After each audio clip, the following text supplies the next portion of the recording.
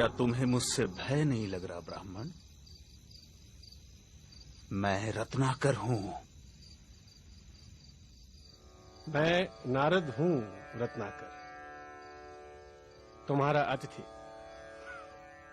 और मैं निर्भय हूं। क्या तुम निर्भय हो? क्या मतलब है तुम्हारा? न मुझे प्राणों का भय है, न सफलता का, न कल का, न कलंक का। और कोई भय है जो तुम जानते हो? अब तुम बताओ, क्या तुम निर्भय हो? हाँ, मैं निर्भय हूं। मुझे न प्राणों का भय है, न असफलता का, न कल का, न कलंक का। तो फिर यहां वन में छिपकर क्यों रहते हो? क्या राजा से डरते हो? नहीं। प्रजा से डरते हो? नहीं। पाप से डरते हो? नहीं। तो फिर यहां छिपकर क्यों रहते हो?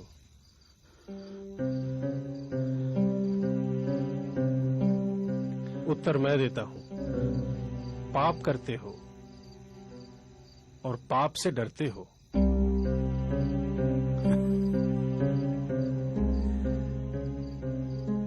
मैंने तुम्हारे बारे में बहुत सुना है।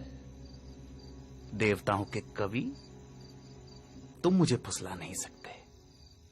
न मैं पाप से डरता हूं, न पुण्य से, न देवताओं से, न दानवों से, न राजा से, न राज्य से, न दंड से, न विधान से। मैंने राज्य के साथ द्रोह किया है, मैंने समाज के साथ द्रोह किया है, इसलिए यहां बीहड़ों में रहता हूं। यह प्रतिशोध है मेरा। क्या था वो पाप जिससे तुम डरते हो? मुझे इतना मत उकसाओ कि मैं तुम्हारी हत्या कर दूं। नारद, इतना तो मैं जान ही चुका हूं कि पाप और पुण्य की परिभाषा हमेशा ताकतवर तय करते हैं और उसे कमजोरों पर थोपते हैं। मैंने साम्राज्यों का विस्तार देखा है, हत्या से, बल से, छल से। मैंने वाणिज्य का विस्तार देखा है, कपट से, अनीति से, अधर्म से। वो पाप नहीं था। मैं सैनिक था, दुष्ट और निर्दयी सौदागरों की भी रक्षा की। वो पाप नहीं था। युद्ध में हारे हुए लोगों की स्त्रियों के साथ पशुता का व्यवहार करने वाले सैनिकों की हत्या क्या की? मैं पापी हो गया। राजा, सेना और सेनापति का अपराधी हो गया मैं। क्या वो पाप था? दूसरों का पाप अपने पाप को सही नहीं ठहरा सकता रत्नाकर। मैं पापी नहीं हूं। कौन निर्णय करेगा? वो जो इस यात्रा में तुम्हारे साथ है या नहीं है? क्या तुम्हारी पत्नी, तुम्हारा पुत्र इस पाप में तुम्हारे साथ हैं? हाँ, वो क्यों नहीं साथ होंगे?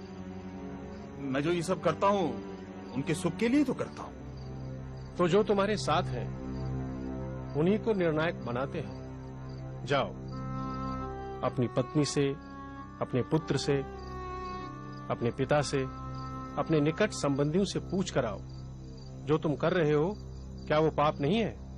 और क्या वो सब इस पाप में तुम्हारे साथ हैं? इस पाप के भागीदार हैं? सरदार, ये ब्राह्मण बहुत बोलता है, इसे मार दे।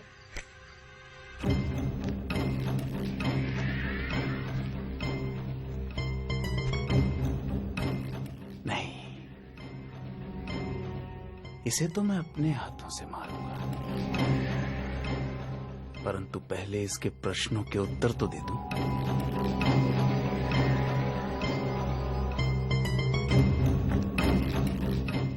मेरे आने तक इसे बांध कर रखो।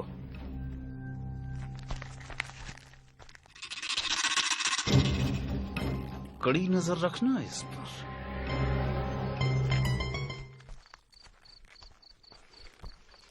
रत्नाकर, बेटा आज बहुत जल्दी आ गए तुम। कोई मोटा आसामी हाथ लगाए क्या?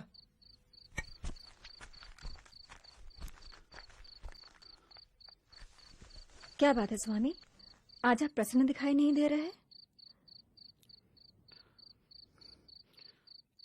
मैं जो कर रहा हूं, क्या वो पाप है? ये तू कैसी बहकी बहकी बातें कर रहा है आज? तूने ज्यादा पी ली है क्या? क्या तुम मेरे पाप में भागीदार हो? ये तू क्या पूछ रहा है? क्या तुम मेरे पाप में भागीदार हो? नहीं स्वामी, मैंने आपके सुख में दुख में साथ देने की कसम खाई है, आपके पाप में भागीदार होने की नहीं।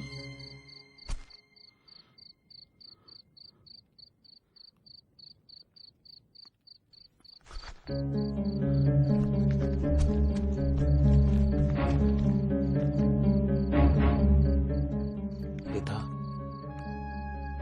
आप? बेटा, ये तो तेरी कमाई है, इसे मैं कैसे बांट सकता हूँ?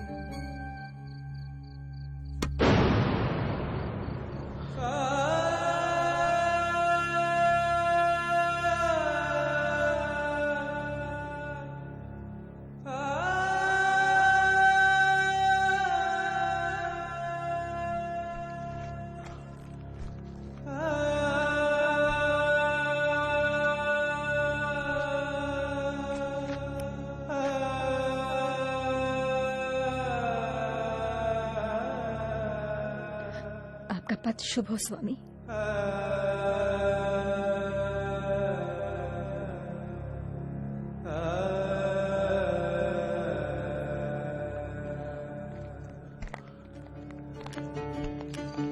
अपि चेत् सुदुराचारो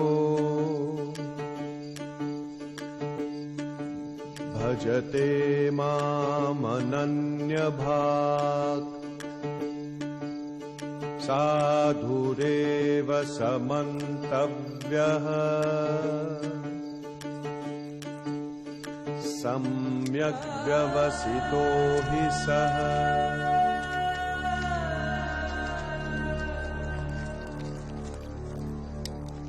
तुम्हारे साथी मुझे अकेला छोड़ जा चुके हैं रत्नाकर।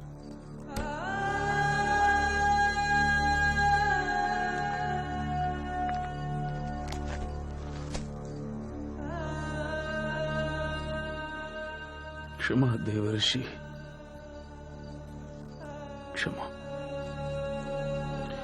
अब तो मैं भी अकेला ही हूं। नहीं रत्नाकर, तुम ही अपने मित्र और तुम ही अपने शत्रु हो। तुम्हारे पुराने संसार की रचना भी तुम ही ने की थी, तुम्हारे नए संसार की रचना भी तुम ही करोगे। इसलिए उठो और अपने पुरुषार्थ से अपना भविष्य लिखो। राम राम, तुम्हारा पथ शुभ हो। जयति जगति मायां यस्य कायाधवस्ते वचन रचनमेकं केवलं चाकलय्य ध्रुवपदमपि यातो यत्कृपातो ध्रुवोऽयं सकलकुशलपात्रं ब्रह्मपुत्रं नतोऽस्मि। इस कहानी के इस डाकू ने अपने संसार को छोड़ फिर एक नए संसार की रचना की, जिसे हम रामायण के नाम से जानते हैं। इतिहास कहता है कि अतीत का डाकू रत्नाकर ही भविष्य में राम कथा का रचयिता वाल्मीकि बना। ठीक कहा था देवर्षि नारद ने, असीम संभावनाओं का स्वामी मनुष्य काश खुद को पहचान पाता।